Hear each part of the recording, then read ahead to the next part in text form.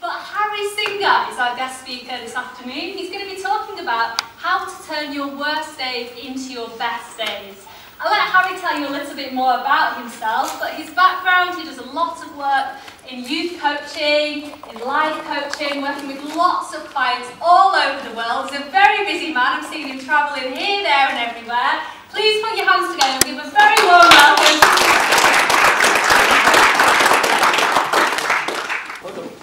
I was sitting in the back and I was slightly intrigued as to who was in the room this evening, and all I got was NLP, Essential Excellence. I thought there's a whole bunch of NLP practitioners, but that would be totally assuming. So what I'm going to do is this. I'm going to share some tools with you tonight. I do promise that. But before I start, I want you to be really clear that what I am going to share with you is tools that I've used. Tools that help me and help me support other people. But I'm not going to keep them very technical. I'm going to keep them really simple. So just show of hands who's okay with me keeping things simple. Okay, cool. Anyone want me to be complex? There's always one. Oh, there's no people on drugs in Manchester at the moment. Okay. So here's the thing, right? Let's really get down to the crux of it before I even share anything about me. Just show of hands, who has ever had a worst day? Keep your hands up if you've had like worst days. Right, some of you like got more energy on that. Cool. Okay, and then once again, raise your hands if you've ever had if you've had a great day or a best day. So now I'm talking to people who understand what I'm talking about, right? But what I want you to be really clear is this: I don't know where you guys are. Right? I don't know whether you're in a place where you still have that worst day, and it's something that holds you back. You know? Take one step forward, 2 steps back. And then usually, you know, when I get in a room of people who are there to help other people, I kid you not, I'm with you, I'm one of a kind, but I know I got into the field of helping other people because I was hoping one day I could find a way to help myself. How many of you relate to that slightly, right? So I don't know that sitting in this room, you could be in that place where you still got that worst day. You might even still be in that challenging period. And, you know, where everything seems to be draining. And like me, if you're anything like me, when I had my worst day, it was my sordid, dirty secret. And for me, it was a lot of guilt being carried. Now, I don't know if you're there, or you could be, because in a room like this, you know, where you've already, the tools that you guys are getting from these guys, you could be in a place where you've taken that period of your life, that worst day, that darkness, and you turn it into something that is already your best day. And what you've got now is you've got what I call freedom from the emotional shackles. But more importantly, the greatest gift that you can have is that you've taken that adversity and you start to use it. Not just for yourself, but for other people. Now, I don't know where you are in that range. But what I do know, what I do know is to get from there to there, we do need something. And Sarah's shared a little bit about me, but I want you to be clear of this. Yes, I am blessed now to travel around the world, and I get to work with young people and adults from communities that wouldn't really get to access NLP, coaching and personal development. So I take the tools that you guys learn to children in slums in Africa, orphans in Myanmar and Burma, and I give them the same tools. I've got a real belief that I hear people. How many of you have ever heard the mantra, youth of today, leaders of tomorrow? How many of you have ever heard that? I think it's bullshit. Because I want you to understand this. I'm in agreement with it, because I want you to understand is what people are really saying is youth of today, CEOs, presidents, prime ministers, parents of the future. That's their definition of leaders. My challenge is this. I'm surrounded by young people from around the world who are leaders of today, who are doing profound things in their communities, making a difference right now. And my life is truly blessed, but it wasn't always that way. I want you to understand I get to work with the top people in the personal development industry, and I get to call them my friends. But it wasn't always the way. Because what you don't understand is I'm going to share a bit about my own personal journey. But I want you to get it, I don't want a pity party. I want you to understand that there was a time when I had worst day. But as I share, I'm also conscious, and it came to me by chance, because I speak in audiences of thousands, and I share tools and distinctions, and on the first break, people come up to me and go, Harry, I connect with that. And I thought they were connecting with the great tools I was sharing, but no, they were connecting with my life experience. And after a while, I started to realise, I started to see how many people in an audience had similar challenges. And right now, the crazy thing is this, in any audience, 1 in 2 people will have shared similar experiences to me. That's how crazy it is. Half the room will have experienced it. If I'm in a room full of Asians, trust me, it goes up to about 90%. And I want you to be clear that what I'm going to share with you is this, that there's a hallucination that I have is many of you will have had similar experiences or know something. But what I want to give you is a simple process. Simple, yet effective. Because let me ask a question. How many of you love magic? How many of you love magic? But here's the thing, right? Here's the thing. If I suddenly popped up a bunch of flowers out of thin air, what sound would you make? Come on, you NLP people, I want you to associate. What sound would you make? Right, cool. And then once that's done, if I came around afterwards and went whoosh and did it again, what sound would you make this time? Yeah, there you go. It's not so passionate. Why? Because once you've seen the magic trick, what's the first question you have in your mind? How did you do it? And then when someone tells you how to do it, when you see Jimmy stand up here and share a talk, and you think, wow, he's talked about how he can take an athlete and turn them from, I can't do this, to I can, and then hit that personal best, and then excel. Wow, and then he shows you how to do it. After a while, you start taking it for granted, don't you? But I want you to be clear that when you see and hear and experience tools, the magic might be on the first one. But never ever forget how magical the effect of what you guys are doing with people and doing for people, and then when they can do it for themselves, it's complete magic. Even though we take it for granted. Because your comfort zone expands as you guys train as technicians with tools. But I did the same, that's what I can tell you. I had made so many changes in my life, and I was walking around like the Don, sharing other tools and strategies for people, but I forgot what I'd done for myself in my own life. Because I just thought it was so simple, and I labelled it simplistic. But you see this slide here, it says my worst day. Jim was talking about visualization, so I'm going to share some stories with you. And I want you to practice your visualizations. I want you to as well. Because I want you to get very quickly what the conflict is. And somehow show you that what people think are people's worst days aren't always the case. Because if you had been grown up with me as a child and seen me as a child, you would have experienced some things that you wouldn't want any other child or adult to experience. My earliest memory as a child, about 3 years old, was my father attacking my mother. And as a small child, I had a thought run through my head, whether you want to call it a script or not. And it was, something's not right. Because I grew up with a father who was alcoholic, who beat my mum, beat on me, beat on my brothers and sisters.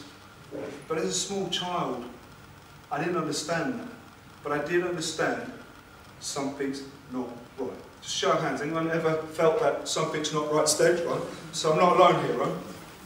But I remember where it came from, because that first image was my father was attacking my mum, and he had ripped her earring from her ear. And I remember sitting on a bed looking at my mum, and she was crying. And then my aunt came into the room, and my father had gone. And while my aunt was holding and nursing my mum, she'd turn to me and say, "It's okay, Mummy's okay." And I kept thinking in my head, I might be 3 years old, but something's not right. And that was my early experience, and some might think that that was my worst day. Because I had another experience about 5 or 6 years old, where I was in playgroup, nursery, and it was Christmas time. And for me, while crap was going on at home, every time I was out, it used to be party time. So I used to love school, I used to love nursery, I used to love playgroup. I used to love doing anything apart from being at home. I want you to understand, I want you to get this picture. There's a long hall, a long atrium to where the playgroup was. It's like a church hall, and there was a big hall there where we'd have playgroup. And Santa Claus, Father Christmas is coming. So the thing is, this like Father Christmas. I'm like, oh, he's coming. And he's coming along, he's just handing presents to me, he's ho, ho, ho. He comes up to me, and I'm like this. And he goes to hand me a present. I'm still looking at it, Father Christmas. And he sort of picked up. Get some sensory acuity, picked up that I wasn't focused on the present. And he, instead of giving me the present, what he did was his helpers had balloons with him. And he took a balloon of the helper and he gave it to me. And I remember looking at him, saw the balloon, and I took the balloon, I looked at Santa Claus, I looked at the balloon. For the NLP people, I was totally linking this one. And it was like, he gave me a balloon. I'm special. He gave me a balloon. And he then went off and just did all his stuff, and it was like, I was still looking at the balloon. And I don't know what happened for the rest of the afternoon. I don't even recall ever having a gift. But I had this balloon. And I went home, and believe me, I never let go of the balloon. It's Father Christmas gave it. And I went home and I told my mum, I said, Mum, look, Father Christmas gave me this balloon. And she was so pleased for me, so happy, we were laughing, giggling.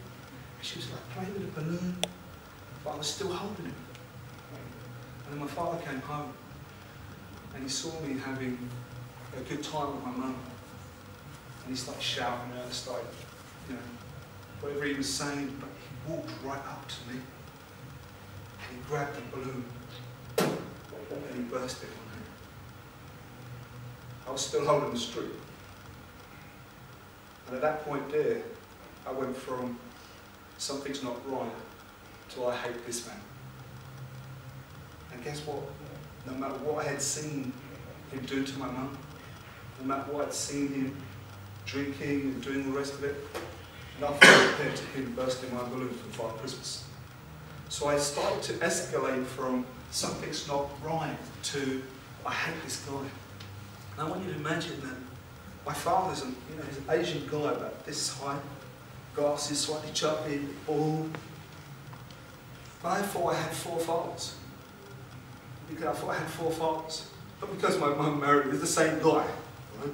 So I don't know if anybody's experienced about living with an alcoholic, but he had 4 states, 4 characters. And what I used to do is I used to build my life around which father I had, for my own safety as well. And what it was, in no real order, there would be the father who was totally, the technical term, pissed, paralytic, right, off his trolley. And at that point there, I could get away with murder. Because while he was totally drunk, and I mean totally drunk, could not physically move, totally drunk. There I could come and go as I please, do what I want. But from that stage there, we got totally drunk to the point where he didn't have any energy to physically go and buy any more alcohol or send anybody to go and get it. He'd end up going into withdrawal. And this phase is what I call my sick dad. Because this is where he would physically lay on the couch and literally have a bucket near him and vomit for about 2 or 3 days. And my mum used to sort of nurse him through that and so on. But then, once you go through that, he then got into a time where I called a sober dad. And the sober dad was where he'd start to get some of his energy back and he'd be walking around. And in this state was where I got glimpses of who my father was. He would have conversations with my mum. I never wanted to speak to my father. At any point, if he initiated a conversation, I'd say yes, no, nod, that was it. But I didn't even want to know that little bit about him. And that stage didn't last too long. Because once he'd go from sober stage, the moment he had enough energy to get up and go out, he'd go out and start having a drink with his friends. And that's where he got to Tipsy Dad. And Tipsy Dad was the one I needed to avoid. And Tipsy Dad was the one who had a lot more energy, had a lot more strength, was a lot more angrier. And my life as I grew up, I want to be really clear that as I went through all of these things, and I hated my father, at the same time, I loved my mum. My mum was an absolute angel. I want you to imagine, my mum's shorter than my dad, long black hair, Indian clothes, beautiful. She had that look. She had that look that she could look at you and make you feel like you're the special one. Even though there were, like, I've got two sisters and a younger brother, and I was the special one. Fine. So the point was, I was in this turmoil.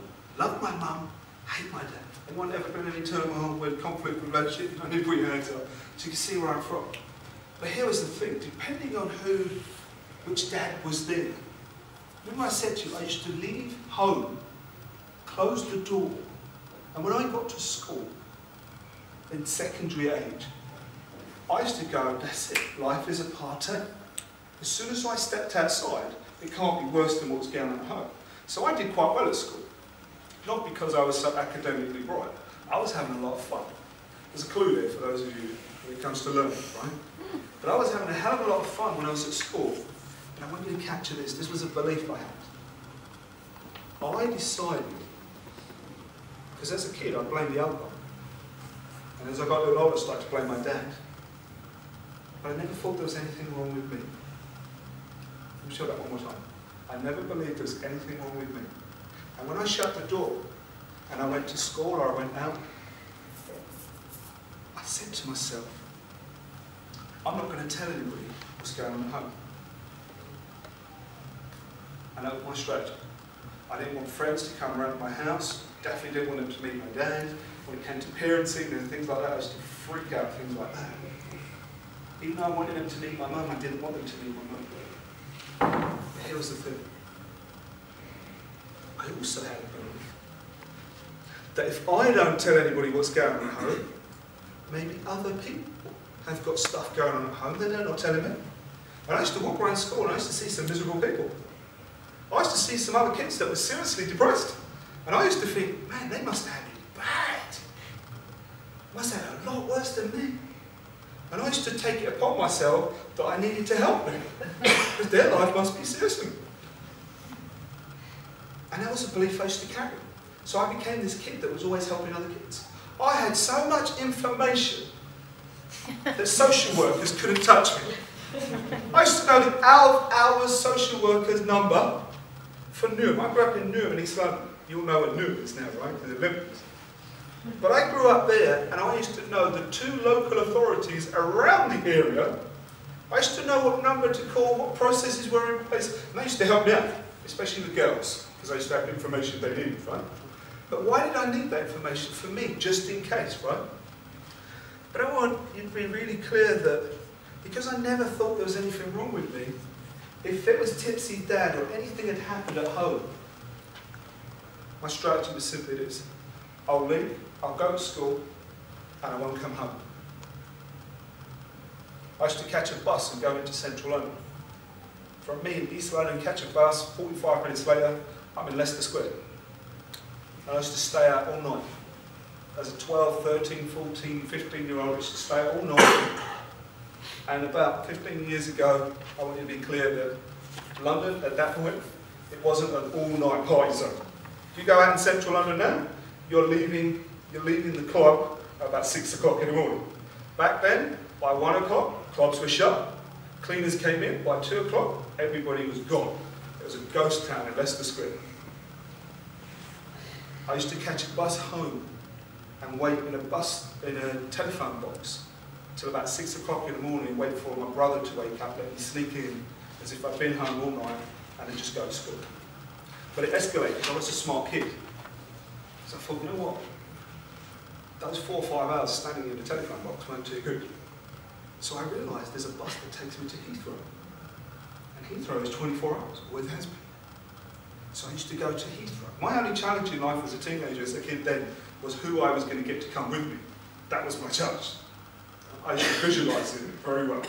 I used to leave home in the morning and go, which one of these guys is going to come out? I used to make people stay out with me all night. And I managed to influence people, and they used to say they stayed at mine. But that's what I did. And technically, I never saw myself as homeless or anything like that.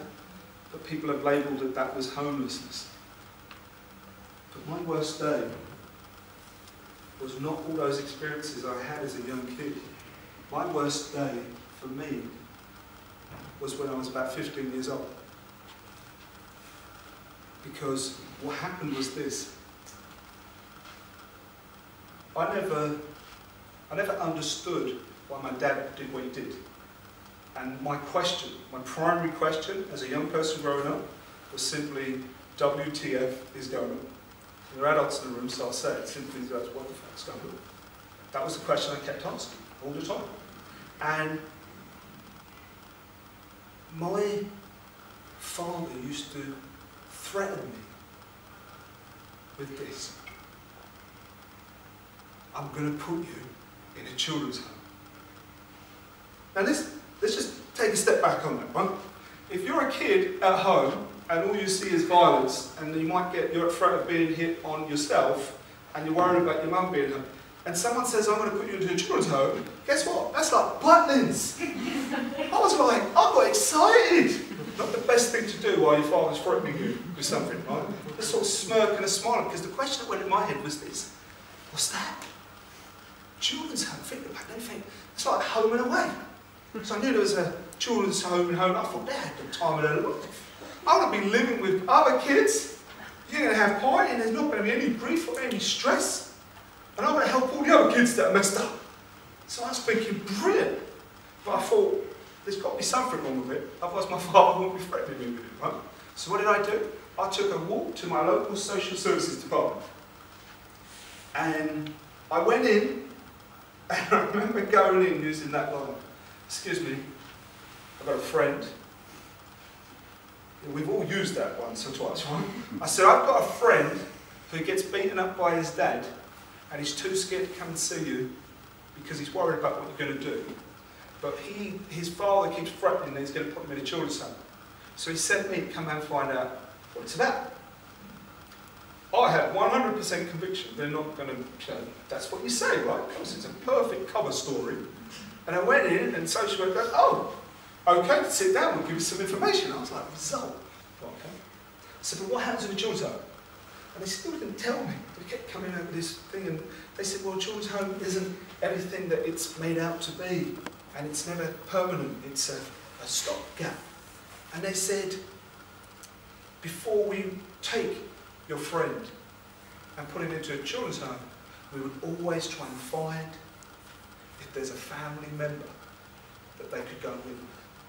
And then they said to me, is there anyone in your family that you think you could live with? And I said, my aunt. And I went, oh, shit. So I thought, I've got rumbled. And you know what, in my mind, I called that social worker a few things at the time. Right now, I see the social worker as an angel. But you know what I did then? I was like, oh, yeah, whatever. And I said whatever I said, and I left. Thinking, that's it. I'm a 15-year-old kid that's walked in thinking, that they don't know. You know, they took, and the thing was, I gave my name. Because they said, can we take your name, not your friends? They're smart, right? And all they did was took my name and asked me what school I was in. So I didn't give them any home address, didn't say anything like that. And I thought that was the end of it. And I went to school, and the next morning, I'm in class. Have you ever been in class and someone knocks on the door and goes to the teacher and whispers at them, and the teacher calls your name out? And you're like, and I didn't know what was wrong with me. The teacher told me, goes, you've got to go to the head of year's office. What have I done wrong now? And I go to the head of year's office, and someone's waiting there for me, and they take me to another room. And I get to the room, I kid you not, I walk into the room, and sitting in the room was the social worker. The social worker's boss, my head of year, my form tutor, my mum, and my aunt. You fully associate with me now, right? If I'm feeling what I might be feeling as a 15-year-old, I am like... And I walk in, and there's a seat there for me, like mastermind seat. You sit there, everybody's looking at me. And they talked, I don't know how long they talked for, and they talked about them worried about me being at risk of harm and all the rest of it, and my mum never said a word throughout this whole meeting. I never said a word for this whole meeting. And they asked my mum, do you understand what I'm saying? She just nodded. And then I remember they said to my aunt, if we felt that he was really at risk, would you be willing to take him in? And she said, of course. And then you know what they did? I don't know if this still happens. They then said, okay, you can go back to your lesson then. I remember going back to my lesson thinking, what the hell went on?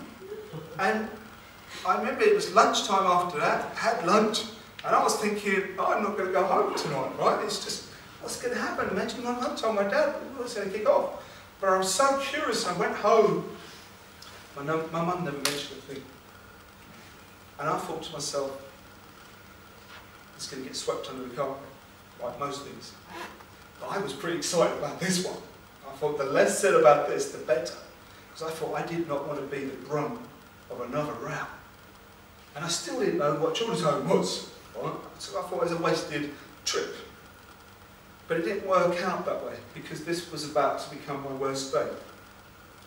Because later on that evening, I walked in, I could hear my mum screaming, and I walked into the room, and I've never pushed my dad, I've always intervened if he'd ever hit my mum, because I got, you know, at 15 I was a lot taller, and I was a little bit taller than my dad, but I walked in, and this time, just the force of me running in, I ran in and pushed him, and he stumbled and fell down.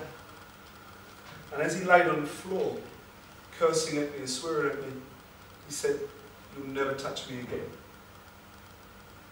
And I'm standing there thinking, what have I done? And I looked at my mum. And the other confusing thing I had in my life, which I could never understand, I couldn't understand why my dad was doing what he was doing, but I could never understand why my mum responded the way she responded. Because in that moment there, what do you think she went? What do you think she said? "Thanks, baby, thanks for helping." No. She'd always sort of lash out on me with her eyes, or verbally, like I'd done something wrong and I couldn't understand it. And she sent me to bed. I'm sitting there like, what's going on? And I remember going to bed that night, thinking, I'm just going to get up in the morning and I'm going to be away for at least 2 or 3 days. But that isn't what happened. Because that night I went to sleep and I was woken up in the middle of the night. And I was woken up with my dad's brother, my dad's taller, stronger, younger brother, sitting on top of me with his hands around my throat, choking me to death. And I remember it was just dark, and my eyes were open, I didn't know what's going on, I didn't know who it was, and all I could hear was him swearing and saying things. I'm trying to push him off, and I couldn't breathe, and it's heavy, and I just physically couldn't move. But all of a sudden, the door swung open, and there was the light in the hall, and my mum was standing in the doorway. And my mum's about this high. But when she was standing there, she looked like she was 10 foot tall. And she walked in, and I'm still struggling. And she grabbed my uncle with her 2 hands, picked him up and threw him off me.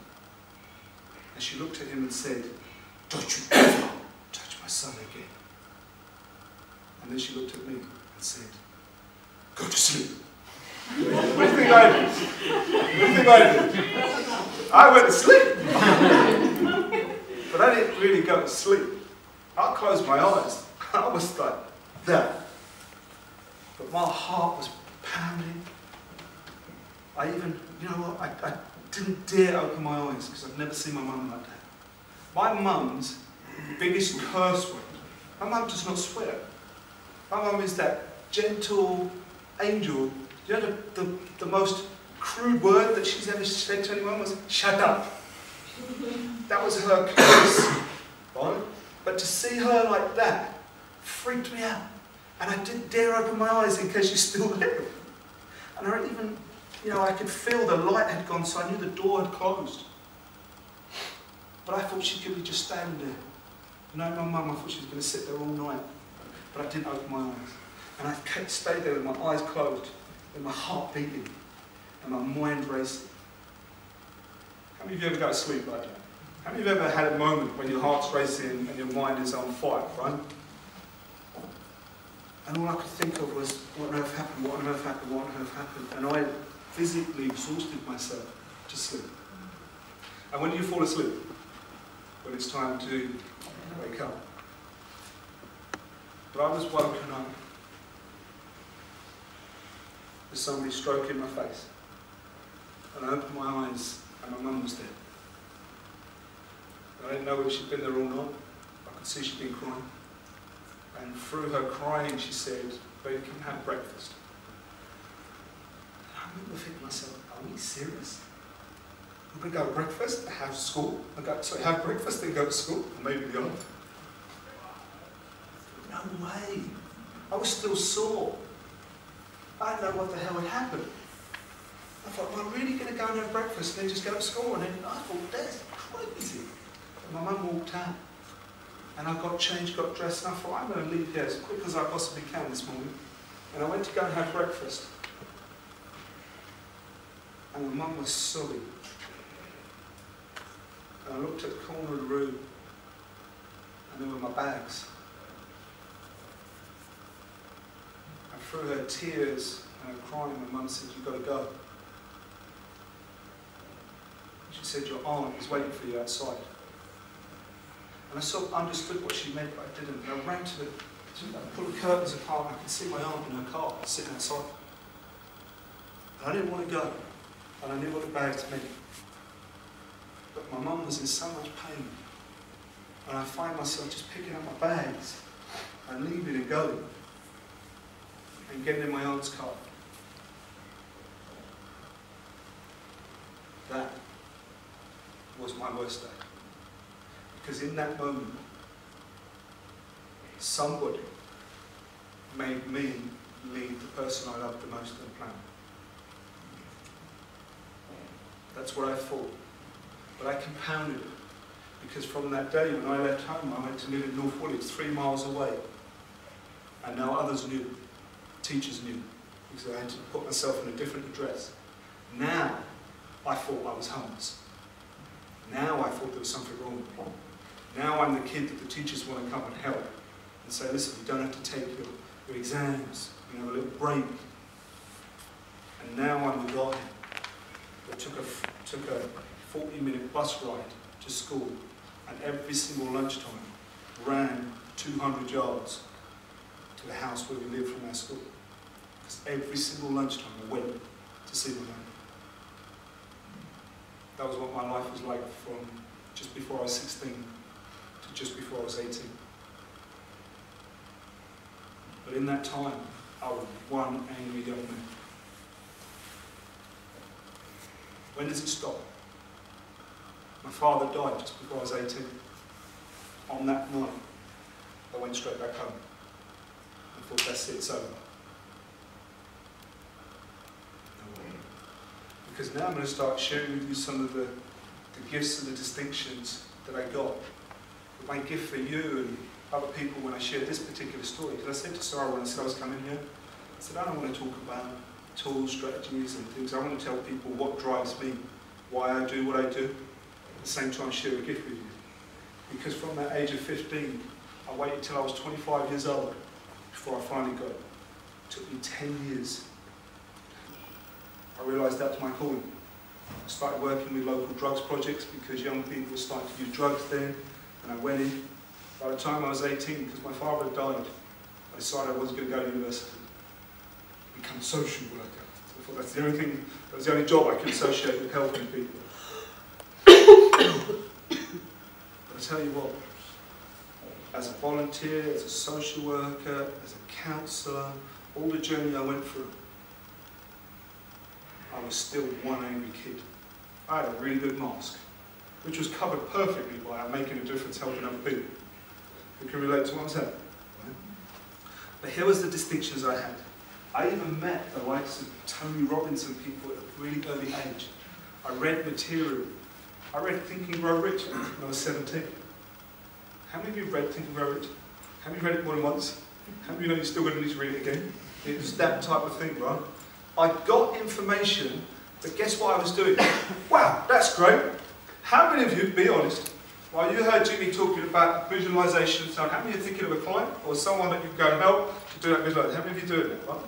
You did that. I was doing that. Wow, these tools are fantastic. Didn't I help someone? But there were some simple distinctions, simple tools that I hadn't really got. And we always wait for desperation or inspiration, right? It got to a stage where I met the girl who would eventually become the person I adore more than anyone on the planet. But I didn't want to tell her about my worst day. So I didn't tell anybody about it. I didn't want to tell anybody what I was thinking, feeling or anything. Everything I was doing, that was great. One step forward, two steps back. I used to have so much energy, but my energy was restricted. I was like fighting against the force. And I knew I needed to change. And then I started to hear things with different ears. And how many of you have ever been angry with someone? Hands up. Those of you that not putting your hands up, I'm coming for you too. So my point here is this. You've been angry, and most of the time we're angry with someone else, right? And I heard this statement, that anger is like drinking poison and expecting the other person to die. Now I heard that and thought that's a really cool statement that I can share with other people, right? But I was Mr. Angry inside, I was bubbling up. And who do you take it out on when you put on a face in the public world? You take it out on who? Family, right? That's where you let it go. So I knew I had to deal with that. But I hadn't really got that concept. And then when I got it, I thought to myself, you know what? Yeah. How many of us get really angry and carry resentment? And then the truth is this. Whilst we're feeling that pain and anger, that person that we're angry with is out at Legoland or Fort Park having the time of their life while you're being angry with them. How stupid is that? But we do that, don't we? We get angry with people when they're not even with us. I was angry with a guy who had already passed away. So I thought, I must be seriously messed up. But when I got this, I thought, okay, how do I deal with the anger? And over the years, this image became the best one for me, where holding on to anger is like grasping a hot coal with the intent of throwing it at someone else. How many of us have ever done that? Waited and waited and waited, thinking, you know what, this anger is for someone else, and at that time you're burning. Physiologically, that's what anger does to us. In a little while, we're going to take you through a process and we'll make you feel some pain. Are you glad you came? So, don't worry, Jimmy will heal you up. But my point is, how many of you get this? How many of you get this, right? So how many of you realise, can we all agree that when we hold on, anger is a valuable tool as an emotion. But when we've got it as resentment and something towards someone else, especially when they're not even here, we're the ones that suffer. So I got that. I knew I didn't do it. I still couldn't get there. But for me, after 10 years of playing with stuff, I even did a lot of forgiveness work. And who knows Brandon Bayes? Anybody know Brandon Bayes? So, okay, Brandon Bayes had a process called journey process. And I remember Tony Robbins had told me, go and see Brandon. And you go through a process, and you go right to your core. I used to come out of those processes feeling like shit. Reason being, because I didn't understand I needed to do something else before I could forgive. Because every time I went through forgiveness at that stage, in that state, I associated it to, I'm forgiving you for doing something to me. Therefore, something happened to me. I used to come out with like a victim identity. So it wouldn't work for me at that point. I had to get to another stage. And then I did. At some point, I got to that stage. And I started to write. The moment I got it, the moment I got what I did, I used to have young people come up to me and go, Harry, I relate to what you're talking about. I can't believe how you went through that, and yet you say you're alive. You seriously, you don't think of it as your best day, do you? And I said to him, honestly, and I'll tell you right now, when I share my story with you, I feel the pain. And in life, there will be pain, but it doesn't have to be so. And I wanted to be clear that I did the thing where I changed it and go, oh, it's actually one of my best days. But then go back and go, no, it wasn't really. And I started to write this book. And I actually wrote this book about 6 years ago. And I started to write, what did I do? Because I thought it's got to be a process, a system. And I started to interview other people who had turned their worst day. You remember Jimmy's slides? You saw all those people that had taken adversity and used it. I started to find the people that had taken their worst days and turned them into their best. Not just they're cool with it, they're surviving. I wanted to find the people that took that and said, hey, that's my gift. I'm going to use that now to help me and help other people. But I didn't publish that book until 2011. Why? I waited for my mum's blessing. I told her about the book. And she weren't, you know how many times you had someone in your family go, yeah, do it, but they don't really want you to do it. You understand what I mean, right? So she used to say that. And I remember coming back from Kenya, doing a program, telling my mum what I was doing. And sometimes in a family, I don't know whether it's just Asian thing or so on, but I've got an uncle who still asks me if I want a job in the post office. Right? And it's, you know, and I don't correct it one way or the other because it doesn't, you know, I've done that for years. But my mum sort of understood what I did, but didn't. Who relates to what I'm saying, right? Yeah. So I used to say to her, Mum, I just went to Africa, we took some kids from slums, we put them on the same course as the MDs of Toyota and whatever, and we trained them all the thing, and now they go back and they're helping them, and it's just brilliant what we're doing. And I said, I'm going to go to Burma later on. And my mum said to me, your dad was born in Burma. You what? She said, your dad was born in Burma. I was thinking, hang on, did I miss something? And then I thought to myself, I probably was told that, but wasn't paying much attention at all about this guy.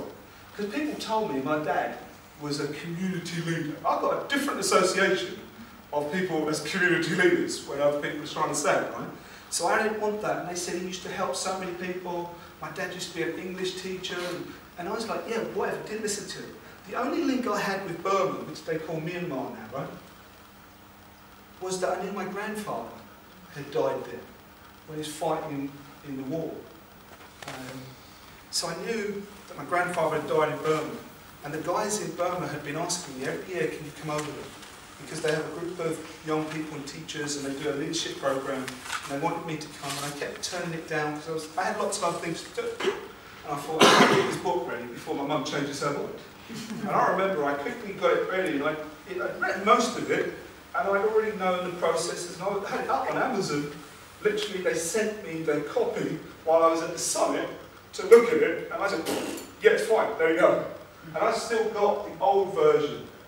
And for any of you academics and editors, this is your nightmare. They're riddled with spelling mistakes and grammar. I'll tell you what, I was like, it's here.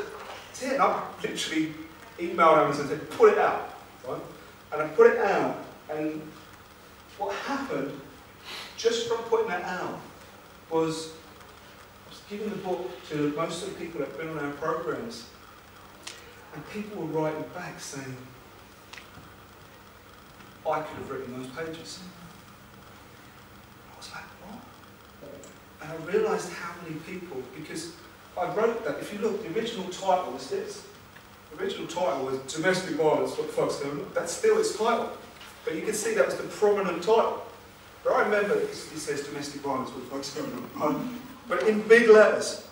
But I remember when in the personal development world, I really wanted them to know this bit. You can't really see what that was, right? So then I had to make this, that it was a guide on turning your worst days into best days. Because I actually got I got attacked by some of my family. I got family all around the world, and my family started to attack me. How dare you write this book? How dare you bring shame on the family? And they started to ebb away at my mum. And my mum even said to me at the beginning of this year, 2012, she said to me, "Why did you do it?" And that hurt more than anything. Because she said to me, "What are you getting out of the book?" And she started to listen to what others had said to her. I remember leaving my mum's house, going home, and in that journey home, I got onto I got family on Facebook, and I had group messages, and I basically sent a message to the guys that my mum said had said these things. And I basically said this: it takes a stupid person or a brave person to tell the truth. You have the choice to choose which one I am. And I just left it at that. Out of the 10 people I sent, one niece came back and said, "I love you, I appreciate what you do." None of the others have spoken to me since. But I want you to be clear. It's because of that pressure that shit like this gets left under the carpet.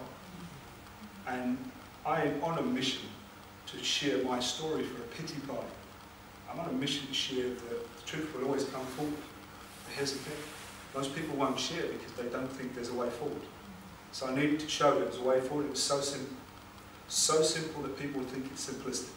And it's what I did and so many others did. And like anything, it's about coming up with a process and a model. And can we all agree? To get from your dark days, to get to days where you really love it, you need to add some light into your life, right? So, surprise, surprise, I decided to call my model Light. Because in the first book, I basically just knocked it out, so it was a 5-step process. I knew what I had done, and I had it ratified by some of the top players in the field. I said, "It's amazing, bang, bang, bang." But since then, I've written it again, and decided I was going to give a model. I used to run a program called Light Up Your Life. And I used to do it, like, Dwayne, I haven't seen Dwayne for quite a long time. This guy's been with me for many years. He's one of those crazy people. He's a walking pattern interrupt. You guys from NLP know about pattern interrupts. This guy is a walking pattern interrupt. So I can never take anything serious when I'm with this guy, right? But he used to come on with me, all the programs around the world, he used to take them with me, and he used to see what's going on. And he always used to say to me, "You're doing all these programs for the kids, what about the big kids?" I said, "Yeah, we're doing like teenagers as well." He went, "No, the adults." I said, "I ain't got time for that." And he used to ebb away at me, and then all of a sudden we created a program just for adults called Light Up Your Life. And I was given, they knew how to work with me. They gave me a test, they gave me a challenge, they gave me a deal. You can't do that with adults.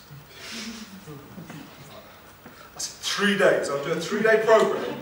And we called it Light Up Your Life, and I had all the marketing people go, "It's got to be called your ultimate challenge." I was like, "Dude, let me just get on with it." And the challenge was this: can you provide a personal development program that takes care of all the stuff that clients want, the people want? So I went on a 5-month research going, what do you love about personal development programs? What don't you like? What don't you want? And so on. And the information I got back, I thought, you can't do that. Because people wanted low cost, but they wanted follow-up and coaching and all this. And I was like, how do you do that and keep it under 500 quid? I was like racking my brains. And I was going, and they wanted content and they didn't want to be sold to. So I thought I could do that in 3 days. And then I had the epiphany. I thought, wow, how can I build a coaching program and a follow-up program? I thought, what do? I travel around the world training people as coaches, right? I said, I'll train them as coaches through the 3 days while they're still doing personal development. And I had, what, 30 people? We took 30 people on, and they had a 12-month goal. 28 people achieved everything that they said they were going to put on that paper. Because that shouldn't surprise a room like this. Through visualization and so many other things. People who were single and said the thing they wanted more than anything else in life was to find a soulmate, partner, XYZ, who were getting married before the end of that year. So I want to be clear that when I did this, I called it Light Up Your Life. When I finally published this book, and I wanted a model, the 5-step model became light. So I'm going to go through this 5-step process for you guys. And it is called Light. But what I want to share is this. If someone came to me when I was 18 years old, and I was Mr. Angry, and I was still going through my worst day, it was still my worst day, and one of you offered it to me, hey, I got this 5-step process to turn your worst days into your best days, I'd have beaten you up. You can understand what I'm saying, right? And you may get that from clients when you say you're going to help them with stuff, right? My worst day, I want you to understand, my worst day was still my little secret. It was this thing that would hold me back, because my worst day was the day I left home, the day I became homeless, the day someone made me leave my mum. That was my worst day, and it was always there. And it was taking up my energy. I couldn't care less if someone just said, look, just follow 5 steps and sort it. I thought, are you kidding me? For all these years I've been holding on to it, and you think it's 5 steps. So I did create a process, and I'm not going to go through it too much now. But what I did share in the book, I called a process called gratitude flood. And what I mean by gratitude was not gratitude, it was gratitude. Some of you may be a bit familiar with it. Now it's basically I needed to do this. I needed to do this before I could even forget. I needed to do this before I could go through the process. And I realised why. Even though Tony Robbins, Deepak Chopra, these people are in my life showing me how to do stuff, but I was using their stuff to help other people. Why wasn't it happening? And then I realised when I did this, and I'll give it to you real simple right now. If you want more information, it's there. I'll give you that challenge right now. For the next 7 days, right, and you do it for 7 days, if you do it for 30 days, your life will change. You're like guaranteed. If it doesn't, you email me, and I'll beat you up myself. Right? But I want you to understand this. What you do is, I was focusing on all the terrible things in my life, and I was linking it to me leaving home. Why I never had a relationship with anyone for more than 3 months, because I wanted to get rid of them, because I didn't want to tell them about what was going on, because it was linked to my worst day. If I didn't want to get a job, if I couldn't follow through, I got labelled ADHD, and I thought, oh, that's it, I'm messed up because of that. Everything was about that, right? And I didn't get to focus on the greatness in my life. And the challenge in our world today is people start to forget the great things that are in our life. So this process is real simple, without any details, is every night when you go to bed, you write down on a sheet of paper all the great things in your life. Small or large, and you need to fill the page. Don't cheat and start writing with letters this big. I want you have to fill it in. Even if you repeat it every day, I need you to fill the thing. And what will happen is this. Once you've written it down, then I want you to read it. And as you go through it, that's when I want you to give gratitude. In the formal way of spelling gratitude. So, great could be, I woke up this morning. Think about it. Waking up, who thinks waking up is great? Some of you are like, no, maybe, I didn't mean at that particular time of the day. The fact that you actually got up, right? So it's great. And then you start to put all these things in, right? And how many times we do that? Oh, my football, and then you start thinking about, oh, my football team lost. You've got to interrupt it, so then keep writing the things that are great. And the process I'm going to show you now, we'll go through the 5 things, it will show you how you're going to get a head start if you need to do this as well, right? But you simply do that, and we'll guarantee you what will happen. And there, you know, all the mantras are there. The more you appreciate things, the more it will appreciate. In terms of finances, appreciation means higher value, right?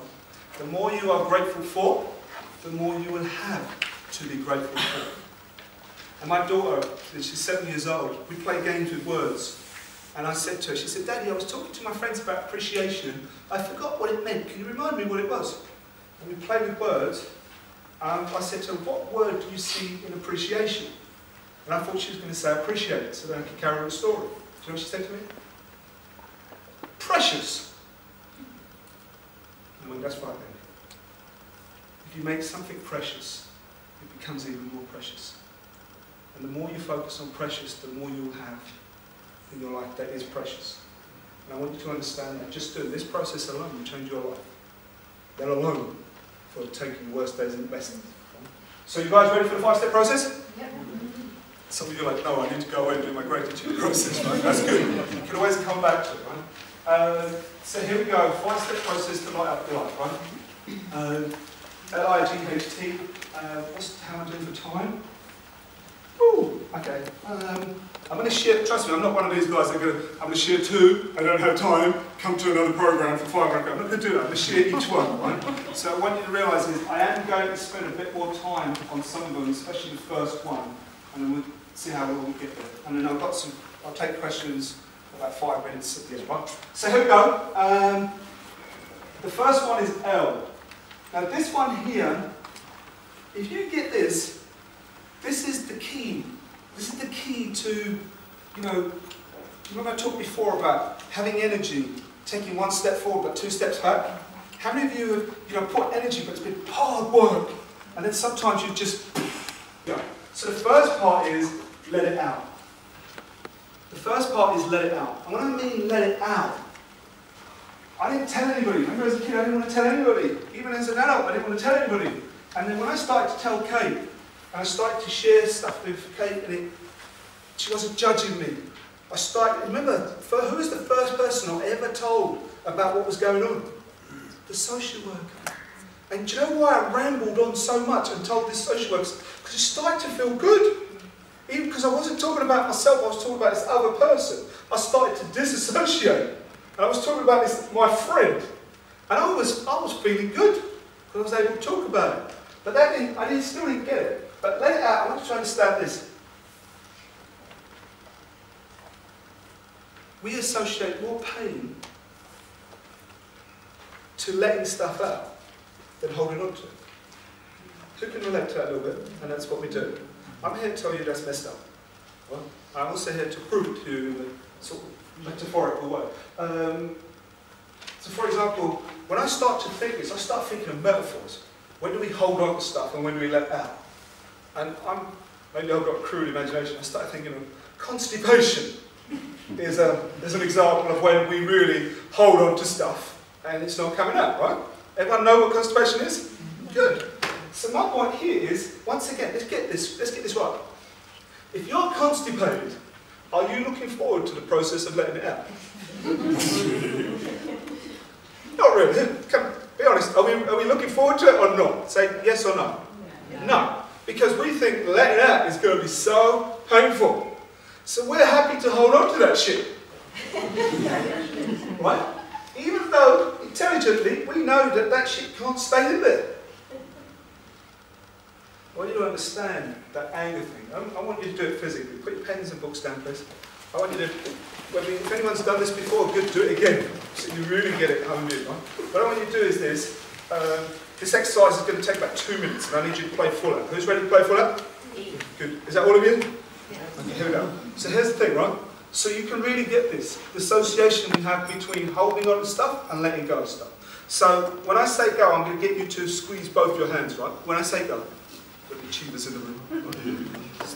So the thing is, when I say go, I want you to squeeze both hands. And as I keep talking, I want you to keep squeezing.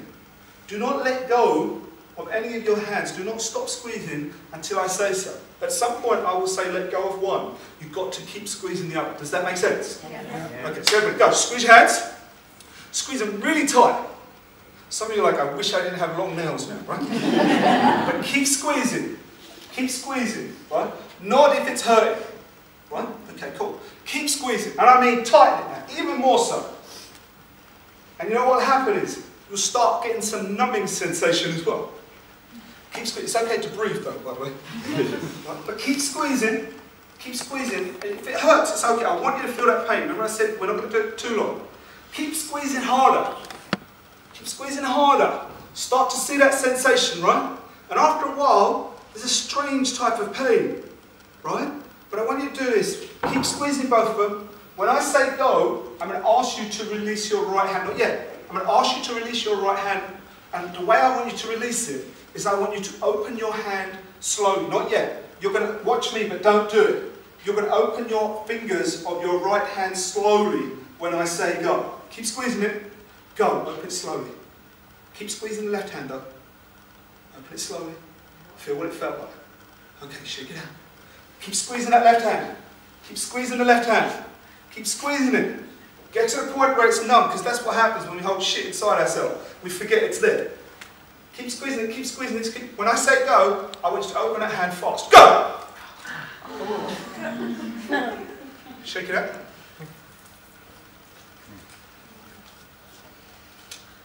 Do you want to do it again? That's my point. Why don't you want to do it again? Because you're worried about the letting go. But I want you to take this on. If you agree with this, write this down. But hear it first. You've got to see if you agree with it. These guys are like, well, I'll write it down. Right? It takes more energy to suppress our emotions than it does to express our emotions. Give me one more time. It takes more energy to suppress our emotions than it does to express our emotions. Because once you've let it go, all you've got to do is just shake it out. It's like putting on a pair of tight shoes just so you can take them off at night and go, oh. Why would you do that?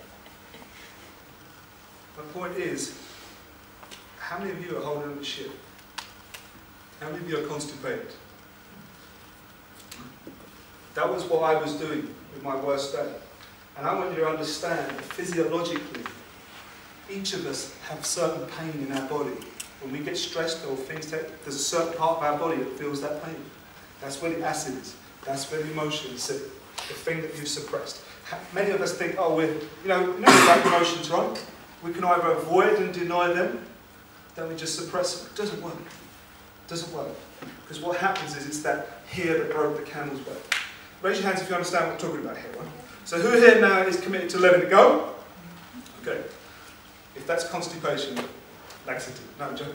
Right? So that was L.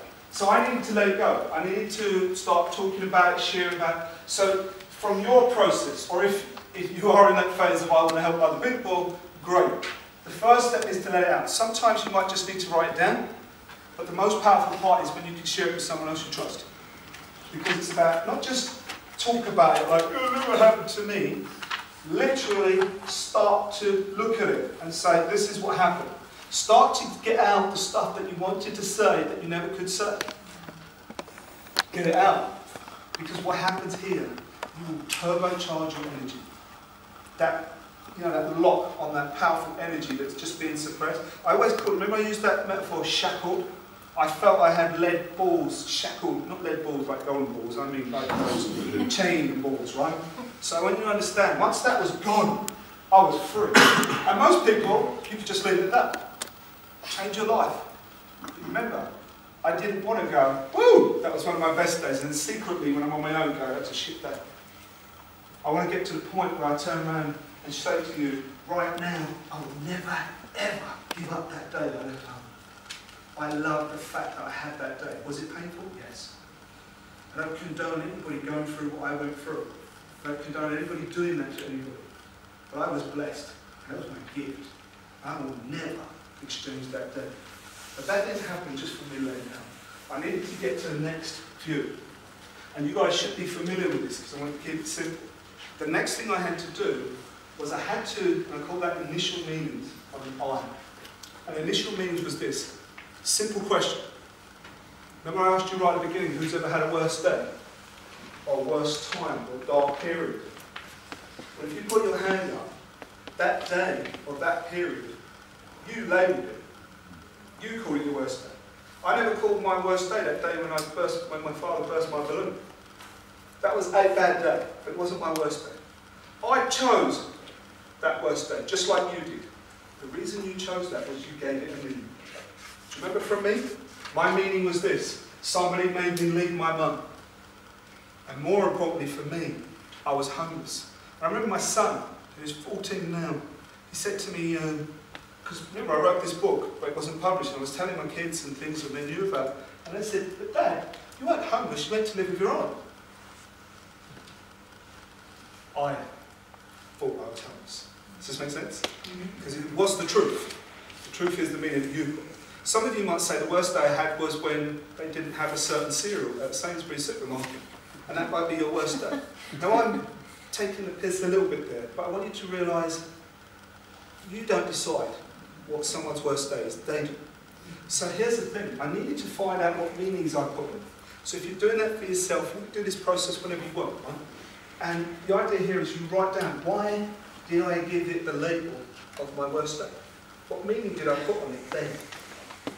And that's another part of letting it go. It's all connected. And you start writing. And sometimes you'll write down stuff that you never shared with anyone. That's I. And it's so important that you do that because that's the beginning. And I want you to understand this. While you're on the journey of helping other people, there's nothing more powerful than being able to help yourself or help a loved one. And when you go and help other people, you have a conviction in the belief about the tools, the technologies, and so on. And hear this from me. I got trained as a cognitive therapist by a guy called Gil Boyne. He's like about 80 years old when he was training. The guy was phenomenal, right? But one of the gifts that I got from him was, he said that your effectiveness as a practitioner is directly proportional with the belief of your client in your abilities, and exponentially proportional with the belief that you, sorry, it's the other way around, the belief that you have in your own abilities, and exponentially when your client believes in your abilities, right? But the point is this, where does it start? It starts with you. If you can use a tool or strategy, if you go home, let's not mess about. You go home and start practicing that tool that Jimmy showed you today. Don't go, yeah, I've heard it before, I know about visualization. Stop that bullshit, go home, think of something you're going to do, start visualizing it. Get laser-like focus, and when you've done that, and it starts happening for you, then go, when I go and work with my client, and I'm going to take them through a visualization exercise, when they look at you go, we're going to have to do this nonsense. You'll go, yes. Does this make sense? Jimmy's no more a guru than any of you. He just laser-like focus, conviction in the tools. That's all you've got to do. But I want you to understand this, that I knew, and this is something you can write down as well, and this is one of my mantras for my life. If you take nothing from me but this today, this is what I'd like you to take. And I have it written in all the things that I do, and it simply says this: no matter what happens in my life, I get to choose the meaning. No matter what happens in my life, I get to choose the meaning. Do you know I had to reword that? Because when I was taught that by other people, it was actually worded, no matter what happens in your life, you get to choose the meaning. And that was the little distinction I had to change. Because I was like, wicked, there's something I can go and share with you. No matter what happens in your life, you get to choose the meaning. Got it? What? Wicked. But until I changed it to, no matter what happens in my life, I get to choose the meaning, guess what happened? What were the questions I needed answered? What the fuck's going on? Why did my dad do what he did? Why did my mum respond the way she responded? And the biggie, why did it happen to me? Guess what? I can get to choose! I'm like, how cool is that? And I started to come up with some pretty amazing meanings. But I just want to give you a little bit more on that one, just so you guys have got this. Just meaning, the example that I use, very popular now, I want you to imagine that you are walking along, name a road in Manchester. Is Old Trafford a road? Name a street in Manchester. Market Street. I know that. Who said Market Street? Wherever you are. Well, I know that one. So you're walking down Market Street, and you've got this person walking with you. And you're walking along Market Street, you're just about to cross over the road, and this person that's walking with you takes a step off the curb, and all of a sudden, whoosh, this vehicle comes past him, and he jumps back onto the curb. An incident. And he says this: bloody hell, did you see that? They nearly killed me! Meaning, right? Same person. You're walking along Market Street, steps out. Vehicle comes along, whoosh, nearly runs him up, jumps over and turns around and goes, "Did you see how fast I moved?" Totally different meaning, right? Same scenario, same person, steps out, vehicle comes, whoosh, steps over there, looks at you and says, "Thank God that was an ambulance." Some of you need to work that one. You're going to get run over by it, you're going to an ambulance, right? But can you see? Same scenario, different meaning, changes everything. Life is about perception. I don't know if you've done this exercise, but let's do it. Because I really want to get this point in, get this one and come in. Everybody stand up. Everybody stand up. If you are training and sharing, if you are presenters and so on, anything I share with you, feel free to share with everybody. Make sure you're critical. Here's this thing, right? This whole thing about meaning and perception, right? You can help someone's life turn around upside down or upside just by helping people look at things from a different perception without changing anything. So I want to prove it to you. Just take your right hand or left hand, whichever one you want, and I want you to start to draw circles in the ceiling clockwise. So we need to change, right? I want you to go clockwise. Tell me which way you're going? Clockwise. Clockwise. Now, keep it going and look at me. For some of you, that's two things. For many, they're like, hang on. So keep going clockwise and keep looking at me, okay? Now tell me, which way are you going? Clockwise. Okay, keep doing what I'm doing, but keep going clockwise. Bring your arms down so you're a little bit more relaxed. There you go. See, some of you, your arms were hurting. Keep it going. Keep it going. Now look at it. Keep it going. Look at it. Tell me which way is it going? It's going which way? I didn't say change yet. I said keep it going the same way. Okay, stop for a second. Some of you are like, I actually saw some of you go like this. How many of you, when you're going, everybody do it now, eye line. Ready? Eye line. Eye line. Make it go clockwise. Right? Now everybody watch me. Do this with me. Look underneath it. Which way are you going? Which way? Clockwise. Now stand above it. Which way are you going?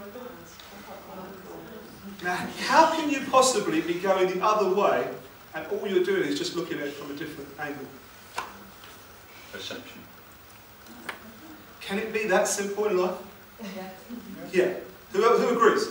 Yeah. Who's willing to now start to look at things from a different angle and come up with greater meanings? Right? Brilliant. Take a seat. Let's finish this. Otherwise I'm going to need greater meaning when it comes to being time. Right? So greater meanings. What did I choose? I started to come up with greater meanings. I had to ask this question. What did I learn from it? What did I gain from it? Now can you see why I need you to go through a gratitude flood if you're struggling? Because guess what? Why did I struggle? This was where I hit a blank. I started going, well, what's great from it? Are you kidding me? What's great from it? All the failed relationships? All the jobs that I couldn't... some people say I was born unemployable. I lasted a week in jobs because I just got bored with it, right? And I knew I was an entrepreneur at heart. But my point was, I never believed about entrepreneur. I never saw greatness. All I was looking at was all the terrible things that came from it. And I wasn't looking at anything great in my life. So then I started going, what are the greater meanings? What did I get from it? And I looked back and I thought, shit, what am I doing? I was a director. I was one of the youngest, and they called me a black director. The fact that those didn't call me black. I was one of the youngest black directors in the UK of a national charity, working with young people with race hate crime, substance misuse, anything that nobody wanted to touch. That was what our organisation was about. And I thought, could there be a connection as to why I started doing that? I created a youth coaching academy. Why would I do that? I was on, I don't know people, who knows Tony Robbins? You know Tony Robbins? Right? So Tony Robbins has Tony Robbins trainers. I'm the trainer that focuses on his youth programs. So since his first, I was part of creating Discovery Camp for him. I was doing that. And I started to go, from that experience, I started to ask questions. I went on a journey. I started to find that there was some greatness that came from it. But it wasn't enough. Because I needed to be something that stuck with me. Not just, oh yeah, if someone asked me, I could put on a face and go, oh, it's great, really, I learned a lot from it. No, I needed to believe it myself. I needed to have it here. And that's what the next one, and really the last one was about. The H stands for honour myself. And I've written them deliberately because as you read these for yourself, it says honour myself.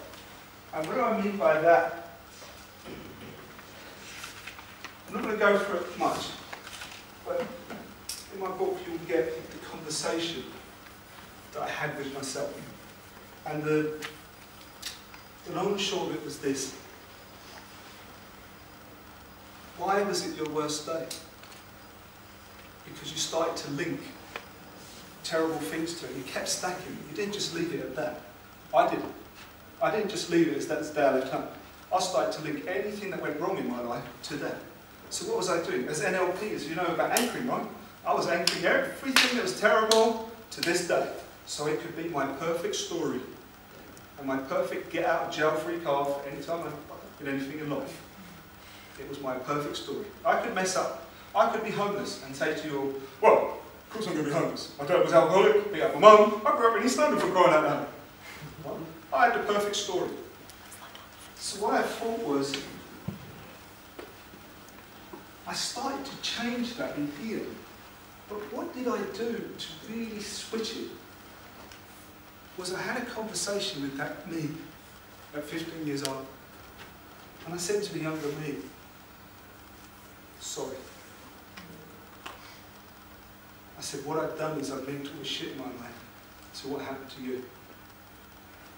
I want you to realise this. What you went through was not in vain. I have a woman that I adore more than anybody on the planet. I have a mission and a vision that I love dearly. I'm making a difference in the planet. And I want you to realise it wasn't in vain. Life's great. And what I did was honour myself rather than disrespect myself. And the challenge I give you is this. How dare you? How dare you, if you're still doing it, how dare you keep linking all the shit to something that happened way back then and disrespect that younger you? Because if that something happened in your life and there's shit going on, fine, I'm with you on that. I can agree with it. Brilliant, link it to that if you must. But I challenge you. How dare you not link the great stuff as well? Because that's a part of you, and the greatness came from that as well. It's not about you cutting off something or looking like. I needed to love it. I needed to embrace that thing that happened. So I talked to my younger self. A longer conversation. It's the same thing I'll say to you. That person that was on, whatever it is, whether it's abuse, whether it's something passing away, I can feel your pain. All I understand is that you don't always have to have suffering. And my challenge for you is this. You are now the 2012 model of you. Physiologically, you're totally different cells. The only thing that you're keeping is a story. Are you holding on to something so someone else can suffer? It's time for you to honour that younger you. It isn't easy, but you can make it easy. So many tools, as NLP practitioners, you can use as many as you want. Work on yourself. But it's time for you to say, hey, do you know what? I'm now going to link the great stuff that's happening in my life to that me. And you will feel a sense of freeness, and this is where the emotional shackles disappear. I stand here in front of you right now. I don't need any therapy or anything about anything that happened in my life. I'm grateful for it. Is it painful? Yes. Can I deal with pain? Yeah, no problem. I can change my focus, I can do that. But right now, I'll never change it. But here's the thing. You still need the last bit. And the last bit was this. How do you end up making it so you can totally, 100% make a conviction that it's definitely your best at? Because I know, I'm looking at the room here, many of you go, I can do this, Harry, intellectually, I can follow it through. But deep down, when you're on your own, you go, can I really turn around and go, am I really going to suddenly celebrate this? That's a key word. Am I going to celebrate? The point you'll know is when you can use it for yourself, and then you can help others. Do not kid yourself that you'll use it to help others. I see it all the time. People have a relationship breakdown, and they go and help other people and say, this is what I learned. But I haven't dealt with this stuff. People will lose someone and go, hey, let me go and do a whole therapy session on dealing with loss and acceptance. And that's okay, because sometimes that's the healing process. Here is the last bit. I need to train myself. Now, to be totally honest, it actually meant condition myself. But I needed the light model, so that's what it is. So, when train myself still means the same thing. I needed to condition and train myself every single day. Which day? Every single day. Because I realised that that was what was killing me the other way. Every single opportunity. How many of you will have challenges in your life? Believe it or not, whether you understand this from a metaphysical thing, in the universe it's about balance. Balance of energy, right? So that's what, everyone know what wind? Wind is basically created from pressure, right? You have low pressure, the wind comes along, equals it out, right? For you guys, if you're really positively happy people, you will end up with these other challenges that seem to come about. Have you realised that? You suddenly have these more, and then you go, right, I need to just get better at being able to deal with my challenges, right? I want you to understand that there's energy in there. And what I was doing was constantly, every day, there seemed to be some challenge or negativity that I could link. But now, every day, there's beauty and there's greatness I can link. Because I'm going to share another slide with you now, and you'll realise that it's not coming from ego. Because if I had given this to Sarah at the beginning and said, listen, please share this is who I am, this is what I do. You want to go. And sometimes, like I said, I speak on stages as entrepreneurs, as personal development coaching. But when you understand what I've now achieved in my life, not so it's a rah-rah for me. I want you to see how I linked it. And this is what I want you to realise. How on earth could it be my worst day still? How on earth could it be my worst day when I ended up marrying the girl who was the first person that I led out, and now this is my queen? And I want you to understand that everything I do is about serving my wife. And then I left home at the age of 15, right? And then I didn't go to university because I left home at the age of 15. My dad passed away, and I didn't go to university. I got a job. I met my wife at Human Social Services. But from that, I realised that I was chosen. And I chose the meaning. I chose the meaning and said, you know what? I went through all of that so I could ask some questions. I needed to know why my father did what he did, and I found out why people do what they do. Blessed with the people that shared the knowledge. Where I created a company called Youth Coaching Academy, Harry Singha, this says there, Youth Leadership Summit Global. What did that allow me to do? Like I said, that's me. This is me. Went to a school in Africa, and they said to me, Harry, the classes are too small, you probably only speak to 10 kids. So I didn't come out and speak to 10 kids. I said, your field looks big. And we moved all the tables outside. And that's me serving and working with some kids who go to school in a slum area because I left home at 15. This is me doing a repo exercise with the kids. These are orphans. And this is me, the picture of me here is actually me at the Global Youth Leadership Summit. All because I left home at the age of 15. But because I left home at the age of 15 and went on this, I started to get to meet some amazing people on the planet. I started to achieve things that are phenomenal. And I don't always promote all these things that I do. That's why I want you to understand that these came and how I link it with tea. There's Sir Richard Branson. That's me and Lord Sugar. That's me at top of Kilimanjaro. And that's me and Tony. Now, I'm going to get that last one. I got to meet you. I got to share my story with you. And hopefully spurred something that made you take some action. But guess what? I will link this to the day I left home. Can you now get it? Why it doesn't stop. I'm not like the AA or not, hello, my name's Harry Singha, I'm an alcoholic. No. Hello, I'm Harry Singha. I had one of the best days of my life when I left home at 15. Because I got to do this. So, I want you to realise that it's an ongoing process. I'm not here to go, you're going to wave a magic wand and off you go. You've got to commit to it. It's something that you've got to do. Here's the downside. You're already committing to it the other way. You just get to choose which one you want. That's what I was doing. If you still have a worse day, if you still have that darkest period of your life, and it's holding you back, you're pretty much doing some of those things in that process in the other way. Who understands what I'm saying? Right? So, who's committed to make sure they put some more light in their life? Fantastic. So, here's the thing. Just want to say thank you. may you be blessed with even more best days, and now you'll know what those mean. Because some of you have had more than one worst day. So it's time to turn those in. So I think I did well on time. There you go, 10-2. How cool is that? Trust me, my team will not believe it if I say I finished exactly what I was supposed to do. So that's it. I'm going to take some questions. Thank you for listening.